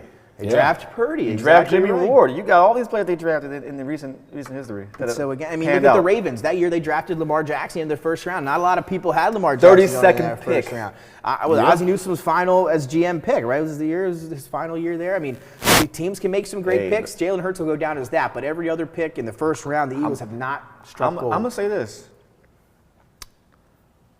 Lamar Jackson still isn't the Ravens' greatest draft pick. He's not. He's up there. Like on the team right now or historically? On the team right now. I think the pick of Kyle Hamilton. I was going to say Kyle Hamilton. We sat here at the desk that year, and I slapped the table. I said, and my mock draft, I had the Eagles taking Kyle Hamilton. And we talked to Martin Frank. We talked to Martin Frank from the News Journal, who covers the Eagles that day of the draft, and we talked to him, and we talked about his chances of drafting Kyle Hamilton. He liked those chances. You know, he also did mention Jordan Davis, who they did end up eventually taking. Yeah, Kyle Hamilton. The Eagles were debating Jordan Davis or Kyle Hamilton on draft day. That's crazy. And let me tell you, and it was all Howie, because what does Howie do? He does not focus on the secondary. He doesn't want safeties or anything like that. He went with the defensive tackle. That's clear. Exactly. They got lucky last year when they signed Gardner Johnson or traded for him. He's a Florida Gator. Howie's a Florida Gator, so they had that connection. They brought him in. What'd they do? They go to the Super Bowl. That's why you like Howie so much. I didn't say I like Howie. I just went, hey, look, you just heard my little rant on Howie. I'm going to give Howie credit. He's brilliant with the cat. The problem with Howie is he's a numbers guy. Drafting. His drafting is putrid. Agreed. Absolutely. Putrid. Could not agree more. And that was obviously what Ozzie. Great draft, horrible with the cap, which is why on the Costa's there now, and he's better with the cap. Yeah. But so you need those guys. He drafts like Ozzie, but way better with the cap. Like people talk, Lamar's contract. Oh, there's some stuff in there where it won't hurt us Right. too much down the road. Yeah, and again, you can always restructure. Yeah, There are ways yeah. to do that. So again, in my opinion, Eagles, they need a weapon. I know a lot of people like to focus on defense. The defense was bad, yada, yada, yada. Offense wasn't great either. Yeah. I think they need a weapon to draft. But again, we got a lot of time to talk right. about NBA. upcoming drafting. Let's So let's go dive there. in, right? Yeah, it's the football. We got one football game left in the football season, week, yeah. and then we shift our focus completely to the hardwood. We'll talk college basketball, WNBA, NBA. So now let's touch on it here for the wildness. first time. Yeah. Pretty much for the almost all year, and we've got some things to talk about just to start off with some highlights of what we've seen in the last few weeks. The New York Knicks, since making that trade for OG Anunoby, have been fantastic, even though they dropped that tough one on Saturday to the Lakers at the Garden. But they've been fantastic. Brunson has been spectacular. Jason's Boston Celtics, of course, at 38-12, they lead the way in the Eastern Conference. Some other notable things. Advice, got rid of that trash. What happened? So New York took my advice, got rid of that trash. They said got rid of the salt Maple boys, right? Mamba. Got rid of him. Ship them out. Cleveland. How about the way Cleveland's been playing, guys? 31-16. Donovan Mitchell. They just get Garland back. They just get Mobley back. They've been playing good basketball there. Joel Embiid going to miss extended time. We'll talk about that injury to the torn meniscus. So that really hurts in terms of the 76ers. And then you look over at the Western Conference. How about, we haven't talked about the standings out there. Minnesota and Oklahoma City. At the beginning of the season, they lead the way at the 1 and 2 seed here in the Western Conference. The Clippers, since they made that Harden trade after it got a slow start for them, 25-5. they've been fantastic. Yeah, 25-5 since the Harden. Lately, 33-15. Denver sitting outside there, 35-16. The Kings, they get no All-Stars. Mike Brown not happy about that for the Kings this season. The biggest travesty in the NBA season. So we'll talk a little bit about the All-Star game and the All-Star teams, and let's just jump right in. We're going to start, though, Matt. You made a post earlier this week on DETV regarding the Joel Embiid injury, maybe what that means for the Sixers going forward. So we're going to start there. It happened against the Pacers a few weeks ago. I saw it live. I said, that doesn't look good. I said, he's going to be out extended time. He came back in that game a minute later. So at the time, it looked like I was wrong. A couple people were saying, you don't know what you're talking about. He played a couple more games. Then Kuminga runs into him over the weekend. Torn meniscus. Announced. They weren't sure. It's finally announced. That was a rumor. He's going to be out for an extended period of time. So that's what I'm asking. You think it's going to be this season? And if you are the Sixers and you get maybe a 6 or 7 spot, it's going to be hard for them to kind of stay in the thick of things over there in the Eastern Conference without him. But say they do you maybe bring a chance of bringing him back come playoff time? Nope, can't. Big men, you got to protect their knees and feet. And their back. I have no. With him, I wouldn't take a risk with that. Especially the way that he plays. He uses a lot of his agility. He's physical. I would let him sit for the year, man. I just wouldn't bring him in. And I hear what you're saying, and I'm not saying I disagree or agree with you, but what's stopping this from happening again next year at the same time as it does each and every season? Embiid has to sit out the rest of the season with that injury, and Embiid needs to lose between 20 and 30 pounds before next season. And we've been saying that for years now. No, but now I think he knows now. There's too much weight on those knees. He has to lose about 20, 30 pounds. And again, we're seeing kind of what we saw with Zion, right? For somebody to move the way he does with that size, the way he weighs. The weight has to go. It has to go a little bit there.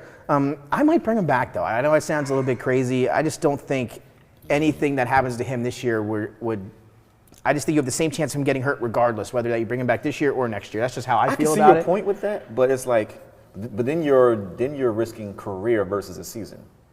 And that's always going to be the case, and that's the tough part to kind of with go him, back and forth. being 29, about 10, 30 next year. But for me, every year going into the playoffs, he has been hurt with a legitimate He wasn't hurt injury. last year. Going in and just got that freak eye injury. That was a couple years ago. He had some injury last year. Some injury last year, but he ran out of steam. Last year ran out of steam. He was just tired last year. And it showed. He looked bad. And the year before that was the freak injury with the eye against Miami. Yep, So, it's been some things, but we'll see. Shaking a burger, man. That's what you needed. You needed to get Jordan Davis or Joel Embiid, man. Yeah, they need to stop hanging out. I think Joel Embiid's way better shape than Jordan Davis, I hope. What they should do is buy a chain of restaurants to make some extra money on the side. That's a fact. They definitely could.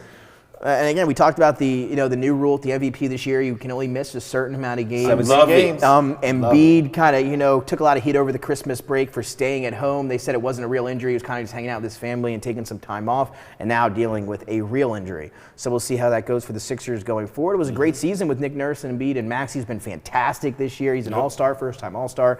But this, not good for the Sixer fans here going forward. So we'll see if it's potentially a lost season. We'll see if they bring him back or not. That's true. That's Maxi's about to go 97 AI on him. We about to go 40 game. He about to go 97 AI. Do it, Tyrese, and stay healthy. Please, God, stay healthy, Tyrese. He's about to go 97 AI. Like, he's going to do that. He's going to go rookie AI with them 40-point games back to back. He's already averaging 26. So Yeah, he's at 26 a game. I was like, ooh, I didn't know he was scoring that many points a game. I mean, he's been just dominating But all year long. he'll average about 30 the rest of the season.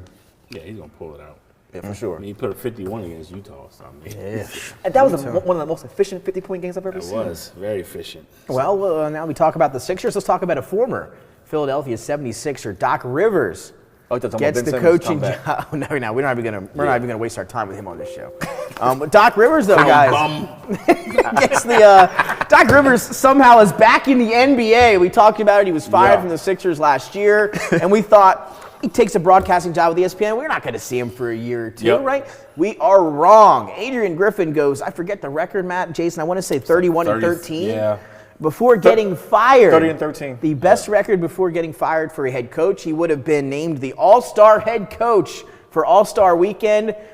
But instead, it's going to be Doc Rivers, guys. He goes 4 games. 4 games. He's gone 1-3, and now he's the All-Star coach in the Eastern Conference for the Milwaukee Bucks. I'm going to let the basketball guy handle this So, one. Matt, I want to start with you here for this one. I want to ask you 2 things. One, about Doc Rivers and kind of how this all comes to be, maybe the role part of the NBA and how that could change, et cetera. And then maybe kind of the thought process behind the Bucks hiring Doc Rivers, and what do you think of the hiring specifically for a team now with Damian Lillard and Giannis? Again, they had no defense. Adrian Griffin kind of the scapegoat. Not sure what happened there. Giannis said he had nothing to do with it. I find that very hard to believe. So what do you think about this coaching change in Milwaukee? Do you like it for the Bucks? Do you like Doc? Just give us your overall thoughts here on this one. I think what you're seeing is we can put to bed the nonsense that foreign players aren't jerks and divas like North American players. For so long, that was, you're not importing the AAU culture. American kids are entitled. They want things a certain way. Kill that. This is a kid that was playing in the 2nd division of Greece. No one wanted him. He got drafted. He's become, to his credit, full credit, he gets all credit, he's become a superstar. He's flexing his superstar. He's with a team, Milwaukee, who's a let's be honest, just they're mid-level team. They're not a team that people want to go to watch free agency. They don't want to. I've never met a Milwaukee fan that's in the state of Delaware, Maryland, Pennsylvania. I've never run into a Milwaukee fan. I just never have. That's a good point. You're dealing with a team that has invested, which I don't know how they convinced themselves. His brother, who I call Theasis, that's what he is. Trash. And I know He's people, got a ring. I know people are going to be mad at me when I say that, because people always do that. Well, if he's playing against you, he beat you. Nah, he's trash, bro. I'm judging this dude by his peers, not Joe Blow on the street. Dude is trash. I don't know There's why. TikTok videos and those, like, Bro, somebody put together like it's bad, man. Thank you. I'm going to use that one there. It's bad, bro. I know his name is Thanasis. It's the ass. Boy is trash, man. I don't care what anybody tells me. None of you can convince me. Antetokounmpo, listen, bro. You got your brother Costa drafted with the last pick, averaging 5 points a game at Dayton. Does he have a third brother as well? Yeah, Christian, who he tried to lie and tell people he was just gonna be as good as me. You're trash. I'm tired of it, You got bro. Alex, you got Thanasis, and you got man. Christian. Dame Lillard, listen, bro. You ain't ever gonna be Stephen Curry. Just give it up, okay? Just play your part. Be a top 75 player that you never deserved to make. Oh. Don't keep it real. Oh, no, we not arguing that. You're not top 75 You don't think he's top player, 75 bro. either. I would have to sit down and look at the list Listen, over again, man. but yeah, I don't hate that. I'm gonna keep it a stack. Dame Lillard, you ain't top 75, bro. Dwight Howard should have been on that list over you. Yeah, exactly. Easily. Easily. That's my biggest gripe with that list. Klay Thompson wasn't on that list, right? Should have been over you Klay on that wasn't list, on bro. there I don't either. care what anybody says. Vince and T-Mac should have been on the list based on what they did. That's a fact. Based on what they did. I don't care what anybody tells you, and then you can convince me about Dame Lillard. He didn't do what Clyde Drexler did. He didn't do what Bill Walton did. I ain't trying to hear this stuff from Portland. No, he didn't do was what in Maurice Portland. Lucas did. I know that's right. Look, I ain't trying to hear it. That's why he's in Milwaukee. And look, they got this. Because I'm gonna tell you right now, Doc is one thing I'll give Doc credit. Look, regular season, he does well. But when the game counts, Most lost in saw Game it, 7 ever. dog, deciding games, any deciding game as well. Yeah. They just asking for mediocrity. I don't care what they say. Don't make any sense to me. 4 years, $40 million for Doc Rivers to come out of the ESPN broadcast booth and head to Milwaukee. And the big thing, guys, right coming in was Lillard. That was the big offseason adjustment. It was them and the Celtics at the odds atop the Eastern Conference. No one else really under consideration there at the beginning of the year.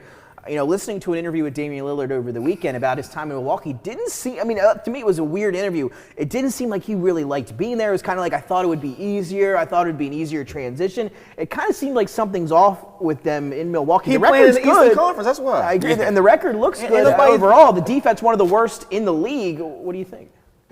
I'm going to just put it out there. The Eastern Conference teams play better defense than the Western Conference teams. Let's just put it out there. If you look at the top defensive ratings by teams, you're going to see more Eastern Conference teams. I think the Knicks are number one right now, right? And you're not playing against half-ass guards every week in the Western Conference, and like you are in the East, you're going in the West. He's playing against a top-tier point guard every matchup he gets in the East. He can't guard nobody no way, so he got to play defense now, which is why the Bucks are where they are. Not playing because defense of the fact that right now. Nobody on Milwaukee, the Bucks except for Giannis and Brooklyn. The Bucks have a winning record, but they miss Drew Holiday like crazy. Oh, I mean that's been the big thing, right? I mean, and coming in, I think we all made our picks. I had the Celtics. I think at the Eastern Conference. I mean, it's going to go back and forth. Have you guys changed there at all? Pause on that. I'm going to put a pin in that. Until I see Missoula make better in-game decisions in crunch time, I'm gonna reserve my Boston thought right now because. So if that's the case, though, then you want to reserve that one. Are you leaning Milwaukee with Doc Rivers? Milwaukee. I think it's wide open. Knicks? The Knicks? Is it time for the Garden? Is it time for orange and blue skies? It might be. Listen, I don't trust Missoula in crunch time. You trust Tibbs? I would take Tibbs over Missoula in crunch time. Yeah, for sure. I would too. I'm gonna tell you what matchup. So my thing for Missoula changed. I'm gonna tell you. Well, it was like that before, but that game last week, the Lakers with no AD, no LeBron come in Boston. Yeah. There's no way on God's green earth that should ever happen to any team. That one hurt me. That one got me, Jason. I'll tell you that way. That one got me. Look, it got me too. any team, but especially when you have a damn near $400 million man in Jaylen Brown, and you got Tatum, you got Porzingis, Derek White. They let D'Angelo Russell, D'Lo. They let out Ohio State. They let he thought he was playing against Michigan State, and Jared Vanderbilt was hitting threes. Yeah. Austin recovery. No, he's out 4 weeks. 4 weeks. Oh wow, I thought it was gonna be a lot worse than that. Yes, 4 weeks. They let the Lakers come in and shoot. It looked like there was Splash Brothers out there. That's why I don't trust Missoula. Because if you can't beat that squad, I'm gonna trust you in the playoffs, bro. Well, and that's my squad. I'm very objective. I had to. You gotta call a spade a spade. Sure. So let's start now and just look at, as right now, just the playoff picture. We're about a week or two away from the All-Star break. We're going to look at this. We'll take a look at the All-Star teams, and then we'll wrap up finally here on a Monday night. But just looking at it, we talked about it. Boston 1, Milwaukee 2, Cleveland 3, New York 4, Sixers 5. Indiana having a good season there, coming in at number 6 in terms of the playoffs in the Eastern Conference. And then you look down at the Western Conference, Oklahoma City, Minnesota, the Clippers, Denver, Sacramento, and then Phoenix there. It's that 6th spot, with that loaded team that they've got up there. So, Matt, just biggest surprises, I guess, for you, or what stands out to you the most here to this point in the NBA season, and who do you got? I'm just going to ask for your pick in the Eastern Conference right now. Long way to go. These picks aren't, don't hold too much weight. But what are you thinking here early on? Yeah, I mean, I think I like Milwaukee coming out of there still. Doc Rivers. Still. Wow. I mean, look, is that more a testament to you not believing in the Celtics or another team, or is it usually like Milwaukee? No, I think the Celtics can beat them. I think New York can beat them. I just think we're going star for star. I just think, look, Milwaukee's got star power. They got the stars. But yeah, look, it wouldn't shock me if New York comes out. Wouldn't shock me if Boston comes out. Wouldn't shock me. It could be wide open. Yeah, I guess who I'm most surprised by, if I'm being honest, is Oklahoma City. Yeah. I mean, and I want to say this real quick. This might be a hot take. I don't think it's a hot take. Look, people gotta stop trying to make Wemby what he's not right now. Like he's amazing. He's gonna be good. Yeah, he's gonna be really good. But look, this idea that Chet Holmgren isn't in the conversation for Rookie of the Year, you're on crack. Oh, yeah. Yeah, he is in the conversation. Definitely. Wemby's not running away with it like some people are acting Definitely. like. You look at the numbers, you look at the metrics, Holmgren's in the Winning conversation. team. Yeah, Yeah. winning team. Holmgren's in the conversation. This whole Wemby's is untouchable, surefire. And look, I'm sure he will get Rookie of the Year, but it ain't the runaway that people are acting like it is. And gonna he's say just something on starting that, to put. too. I think Wemby's starting to now get a little bit more comfortable. Yeah, I'm with you. We talked about it here when him coming into the league, Jason. The biggest part of his game that was going to adapt the quickest was the shot blocking, and that's what we've seen. You know, However, to a T. What can Wemby do that Chet Holmgren can't do? Is a better question. yeah, I agree. I think Chet Holmgren is the better generational talent than I think he's more skilled at that they were this saying moment, that right? Wemby is. I would take Chet Holmgren over Wemby. Right now, Wemby, That's just me. a minus 270 favorite, Holmgren a plus 220. Those two are by far the two guys here up ahead of this race. So it's tightening up. I like Chet over Wemby. I'm just what it is for And- this year and long term. And I agree, and it's hard, Matt, right, to give that award to Wembanyama when the team is not improved at all. I mean, you would Not thought when at they would all. get him that they would be a little bit better. They're right where they were as the They're gonna worst win team 25 games. in the NBA, which is, you don't want to say hard to believe, but it is kind of interesting that they get him and are still Yeah. just as bad as they are. Then, opposed to that, you got Holmgren and the Thunder who do have more talent, but they're sitting atop the Western Conference. Doesn't matter. David Robinson came in, went from worst to first. Yeah. Tim Duncan came in, went from worst to first. Yeah, no, I Wemby's agree. not that. I agree with you. Yeah. I feel the same way. I'm just saying it, and that's what I'm saying. That's why it's more impressive to look over at Oklahoma City and what they've done so far. Yeah, well, that's the thing. Jason makes the point. That's the thing. Like, I'm not judging Wemby on anything else other than you're the number one pick. We saw what Shaq did in Orlando. Yeah. We saw what Derek Coleman even did in New Jersey. Like, bro, like, this is the metric here. You were the number one guy. That's what you're going to be judged. We saw Larry Johnson when he was healthy with the Hornets. Like, that's what you're supposed to be. This narrative that people want to build where he needs more talent, like, bro, he has talent. Jeremy Sohan is good. I like him a lot. I Loved him love coming Jeremy out. Sohan Yep. long term. Devin Vassell Devin Vassell is a baller. Ran him at the airport a couple years ago. Johnson. Yeah, They held got in talent. Johnson. They got talent. got talent. Like, this narrative that he doesn't have anybody to play with is nonsense. So are you like they should not be this bad? No, you got shouldn't. Popovich's coach in that roster. Well, There should Well, not- yeah, that's the part. So- I think the game is. Yeah. So are we seeing a Belichick type thing? it needs to be. Yeah. It needs to be. I think Papa's And coached I 3 think years he too might long. have been gone too, Jason, if it wasn't for the Wembanyama number one pick this past year. I think Yeah. if they didn't get that pick, I think that could have been achieved. Pop has coached 3 years too long. Yeah. I'll say it again. He's coached 3 years too long. They've built a young talent, and he's not that. I was never the biggest Popovich fan anyway. But he doesn't have the energy to coach a young team. Like, you need to be like, you got to be like skill development every day with a young team. Every day. And he's not that anymore. And I just want to again highlight here before we wrap up. You look at that Western Conference, we just highlighted it. You got Oklahoma Shout City out 1, Timberwolves, baby. Minnesota number Yeah. 2, Anthony Edwards. God, we love us some Anthony Edwards, I'm sure, here Yep. on DETV. Shout out Clippers Kermit. at 3, Denver 4, Sacramento 5, Phoenix 6. So when you guys look at it, and I want to ask you guys this question. You see the Clippers, Minnesota, and Oklahoma City sitting at those top 3 spots Yeah. now. Come playoff time, and maybe come when you're looking at conference finals time. Yeah. Do you expect to see any of those 3 teams in those games, or do you kind of think the Denver, the Phoenix, some of these other teams are going to start to make their moves and be the teams we're going to have to worry about coming the end of the year? Or do you think those 3 teams that kind of you want to say shocked the conference, but that are sitting up there now, are those teams the teams that you think can make a run in the playoffs, even though they've got that youth? Anthony Edwards will do what KG couldn't do in 2004. 20 years later, they made a run to the Western Conference Finals. Wow, see, that would be impressive. And they lost to the Lakers. I think 20 years later, Lost to Denver? Ant Edwards beats whoever in the conference finals. I think Wow. the Timberwolves will represent the West in the NBA Finals. Wow, so Jason is sticking with some of those. He thinks the Timberwolves are for real. Matt, how do you feel about those top 3 teams? Are those the teams that you think could win the Western Conference? Not OKC. I agree with them on Minnesota, and I agree just from that principle is that, look, Anthony Edwards is a problem. And as much as Denver has Jokic, and look, Jokic is amazing, and I'm a big fan of Murray. Look, one-man show, I don't know how anybody guards Anthony And that's Edwards. the thing. The Timberwolves aren't a one-man show. That's so crazy Right. about it. Like, we talk about Ant-Man so much, you forget you got Cat still doing this thing. You got Gobert. You got Jaden McDaniels. Although You got. Cat's trash, though, but go ahead. Well, here's the thing for But against big men, he is proposing mismatches against certain big men. He does. I mean, if you were to look at it right now, I think the big and one of the big soft. And that's true. Well, one of the big nobody differences argue that. this year, though, Soft Jason, like Charmin, boy.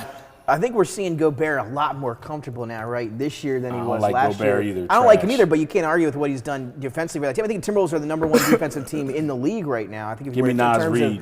of who has been fantastic Nas as well. Reed. He got paid, too, But didn't he? He got Gobert has paid. had a phenomenal season defensively, I think. And for not like Minnesota this McDaniels. year. He's a great player out there. Yeah. And They got some guys. shout out Mike Conley. Yep. Shout out Mike Conley, man. That's right, man. All he does is he just captains the boat. And then again, we talked about it a little bit. I want to get your opinion real quick. Yes or no? Are the Clippers a threat to win the Western Conference? Nope. Nope. Yes. Nope. Nope. Yes. All right. Nope. We're going to touch on We've this seen definitely this show on before. the next show. That's good. Yeah. Once we focus more on the NBA for sure. But that is They got a fountain of youth, maybe. quickly. Then last thing before we get to Dennis's picks for the Super Bowl. All-star teams have been announced. Any snubs you guys want to highlight? Somebody that might or may have not should have made it. Here, just ahead of All-Star Weekend. Starters for the West: Luka, Kevin Durant, LeBron James, Shai Gilgeous-Alexander, Jokic. Then Giannis, Embiid, Halliburton, Lillard, and Tatum for the East. And then some of the reserves you can see there. But you guys, any snubs? You guys didn't? You think? I'm not gonna go snub. I'm gonna say starter. Anthony Edwards should be starting for the West. Instead, Luka. Luka. I mean, I'm looking at the stats here now, man. You're looking at Luka's stats, and again, the team has not been playing well. 35, 9.5, But 8.5. if we go on NBA standards with records and Yeah. stats, Yeah. you gotta put Agreed. Ant-Man in the start lineup. I mean, there's a couple guys. I mean, you got Laurie Markkinen. Yeah, Marcus should be an all-star. De'Aaron Fox. Yeah, De'Aaron De'Aaron Fox, Fox, I think. Sabonis. No Kings. That's interesting. I'm gonna give No some love to Jimmy my Buckets man either. Sengun. Sengun from the Rock. Yes. I'm gonna give my love. When we're talking about Sengun, right? When we talk about his numbers and stuff like that, and I know if anybody is in the gambling futures for the NBA, got to be up there for most improved player, right? In terms of I think he for wins it. Sengun, I think he could win it this year. Yeah, I think he. But he's close to his potential though. He's Yeah. really close to it. But yeah, I mean, he's the best player they got. I think they're gonna have to move off Jalen Green, Ah, man. who I thought was Really? gonna really be. I liked him a lot too. That was a. What do you think? I mean, we don't have a lot of time here because of the show issue with Jalen Green. A little too much of a gunslinger. What do you think is the issue with his game? Is out of control? I think he's just a guy that has all the ability of like an Anthony Edwards. And like he's it's true. athletic. It's the efficiency part of it. He's just so inefficient. I think it's that team though. Yeah. I think the coaching in it. I don't think he can survive an environment with Dillon Brooks and Fred VanVleet. Yeah. That's not like who's gonna coach him up? Nobody. That's my problem. Maybe Fred, but definitely not Dylan. Yeah, don't Definitely let him don't. hear it. Well, that'll do it for the NBA talk tonight. Well, we're going to wrap it up here again. Super Bowl 58 week. Matt's 49ers arrived last night in Las Vegas. They'll be taking on the Kansas City Chiefs Sunday, 6:30 on CBS. Before we round out the show, we gave you a little preface earlier. Dennis going to give us his picks for this weekend in Super Bowl 58. So without further ado, Dennis, who do you got? There we go. There we go. Another close. runaway It's victory. close. Another runaway close. victory. Is it MVP? 35-17. So there you have it. Dennis' Super Bowl picks there again. You can Yeah. head on over to Delaware Park and play some friendly wagers. We're Delaware Park fans here. So Delaware Park, if you're watching, reach out to or us. you can We'd stay love at to home. do a show there. Or you stay at home and online, betrivers.com. Through the Delaware website Park. for That's Delaware right. Park. Yeah, there you Do all go. your own bets right from your We've phone. been giving you winners all year. Now it's time to act on it and actually. And let's see, make while some we're money. on And that, anytime TD for Super Bowl, Oh, yeah, I'm good. giving it to McKinnon, the running back. For I the Chiefs. love that pick. Activated off, look at Matt Sneaky, activated off IR over the weekend. Jack We remember McKinnon. what he did against the Niners in the last Super Bowl, I think. So maybe that's what. that was or Petty. Damian That- Williams, that- actually. that- I think it was that- Damian that Williams. was Damian Jared Williams. McKinnon did it 2 years ago. Or the one But they the love second one running they won. screens with him. Yes, they do. You're petty, so bro. again, we'll see You're petty. what happens there. But I again, ain't worried about that. That's 42-19, dog. we got a couple blowouts here coming up on 42-19, Sunday. baby. We'll see. But again, also some waves being made around here as we close out the show tonight. There may be a potential Super Bowl get-together Yeah. here on Sunday. So we'll see how Might that be. goes. And Oh. we'll see. We'll see. Keep an ear out, an eye out on social media. It could have a DETV Super Bowl party, something to pay attention to. But for Jason McCall, Matthew Maurer, Dennis Pritchett, and myself, we are closing out here on Happy a Black History Monday. Month. There you go. Jason, anything to say before we close out? yes, happy Black History Month. I'm wearing Jackie, of course. No, Mr. Fact. Ebbsfield himself, number 42. But yes, Black history is American history. Please don't whitewash it, folks. But also, on another note, rest in peace, Errol Cureton. Passed away today. It's a fact. R.I.P. Well, there you have it here for all of us on a Monday. We will be back recapping Super Bowl 58 next Monday night. So will Matt be happy or will he be unhappy? We'll find out on Monday. You're not going to want to miss that show. Chiefs Kingdom? Brock, I just kissed him. That's a fact. on camera. There we go. That's God right there, boy. That's Brock come on, Purdy bro. could be a Super Bowl champion the next time we sit at this desk. He could be a Super Bowl champion the next time we all sit here. Well, that'll do it for us here on DETV. We will see you next week. Super Bowl 58 live from Las Vegas Sunday, 6:30. We gotta do one more, man. Shout out to my man. I can't believe we didn't mention him. R.I.P. to my man Carl Weathers, a.k.a. Apollo Creed. Action Jackson. Yeah, that's a good one. He did that show with Vanity. She's so fine.